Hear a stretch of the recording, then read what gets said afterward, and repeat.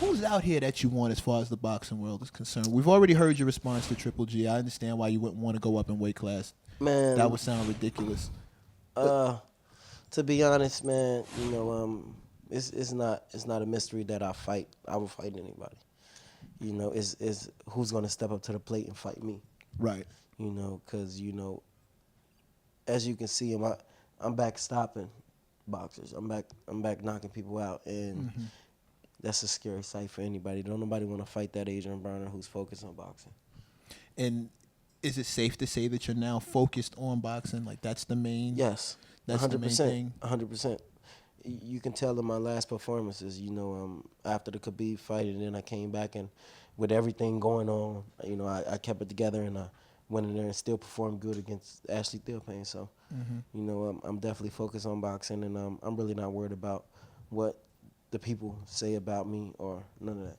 Well, specifically the anti-Adrian critics, because other people will talk about you, but we'll talk about how good your fight was, and the fact that you're doing your thing, as opposed to, yeah, but he's got charges, or yeah, but this is happening with him, or yeah, but you know what I mean. Some of us can keep it in the ring, and other people are just looking to get the stuff that happens outside. Exactly. Which is where a lot of your news comes from, which I guess is messed up. I mean, it's okay. Like I said before, I take the bitter with the sweet. I'm gonna be fine. I'm gonna be 100%. I'm not saying stuff is thrown under the rug, but I'm cool. Great segue, because that was the same thing you said when they brought up. I watched the Breakfast Club interview. I didn't want to ask you anything that had already been asked, and the second they came to you with you turning down the Rock Nation $40 million deal, that was your same answer. Dog, are you really okay with turning down? Like, it's $40 million, bro. Like, that I'm gonna make. I'm gonna make more than that. For what?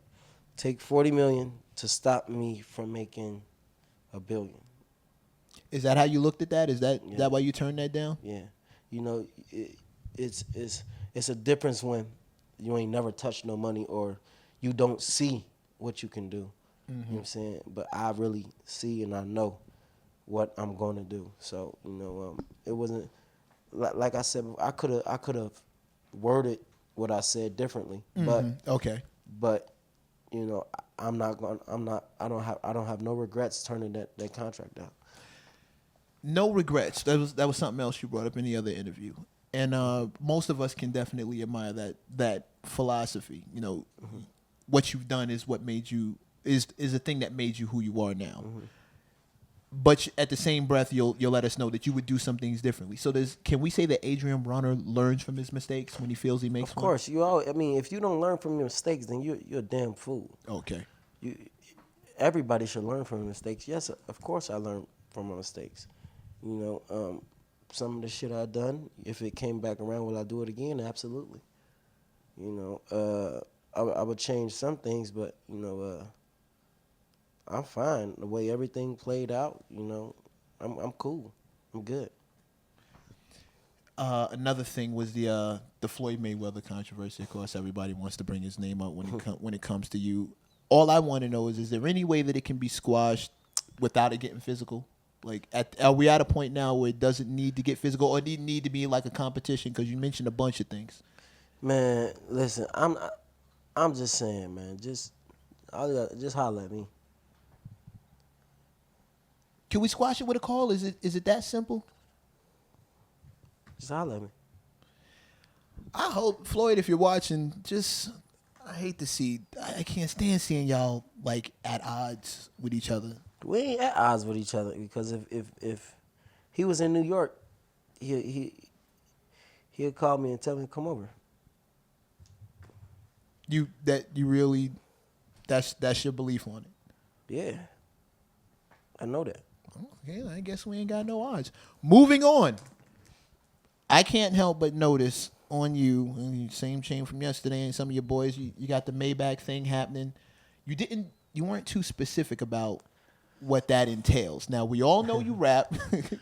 I'm trying to figure out if we can expect an album, if we can expect a label, like what, any particulars. I already got my label, About Billions Promotions, and Ross is definitely coming on board, and he's gonna help us, push through. You know, he's a mentor of mine. You know, Ross just actually hit me up like not too long ago. We're gonna be hooking up in a minute, and we're gonna be doing some big things this year. Oh, is he here? Tell him to come upstairs. If you see it right now, tell him to come on up. I got room on. I can make room on the couch. I mean, you know, he probably won't do that, but you know, we definitely gonna do some business. You know, my artists, I got 6 artists that are crazy, and you know, it's gonna be a hell of a year for us. Can they outspit the boss though? There's no competition. That's the question. Can they outspit the boss? That Are ain't you no signing question. people that can outspit? That you? ain't no question. That ain't no question because at the end of the day, you know, everybody's great. You know, we all great. They all special. I'm telling you, I know talent, and you know, I got some hell of artists for real. With so much going on, there's a promotion company, there's a record label, there's, you have to focus on boxing. Do you have a team that you can delegate this other stuff to? Because when we hear from you, and we hear about you, and we hear all the things that you have your hands in. But then we want to see the focused Adrien Broner back in the ring, and we know there's so much happening around Listen. you. Do you have a team that you can Yes, delegate but at this the stuff end to? of the day, I was taught nobody's gonna do it like you. You know, it's cool to, you know, put him in this position, but at the end of the day, it's not gonna get done the way you do it. You know, that's just the way I was taught. So that's why I'm front line with everything that I do. And until we get big enough to where it's like, okay, now y'all can just go and do your own thing. You know, that's when I'm gonna let it go and out my hands. But until then, you know, I'm front line with it. I've always understood that the key to being a boss is being able to pick the right people to do the job. How much confidence do you have in yourself to be able to do that? I'm a bad motherfucker. Listen, God, I don't know why God gave me all this talent, like I can read people, I know people, and I know when it's a good person in front of me, and I know it. I know where to point. If I know you good in making cars or fixing cars, I'm not gonna give you a coaching job to a football team. Right. I'm gonna put you in front of a car that's broke down. You know what I'm saying? So I know what I'm doing. I'm good at this shit. I deal with, I've talked to a lot of people who have had the idea that being from the hood and with that philosophy, I'm never going to change. And they do that sometimes in spite of themselves. Sometimes they stunt their own growth because they don't want to change. How does Adrien Broner view growth as opposed to changing? I won't ever change, but I will do what I got to do to keep building this empire. You know, am I still gonna be a street nigga thug? No, but that's still me. Don't get it twisted like shoestrings or bottle caps. But what I'm saying is that's still me. So, but when it comes to business and when it comes to corporate meetings or whatever I got to do, I get the job done. You know, I'm well spoken. You know, I could do whatever, but you know, me changing, no, I'm not gonna change. I'd rather you respect me for me than you to act like you like me. You know what I'm saying? If you hate me, let me know. Right. And I'm cool with that. If someone loves you, how do you want them to show it? People show they love you in different ways. Right. Well, I'm asking how you would prefer to see it. It ain't about how I prefer to see it. People love in different. People love is different. Okay. Point blank. Period. Just like me and Floyd. Okay.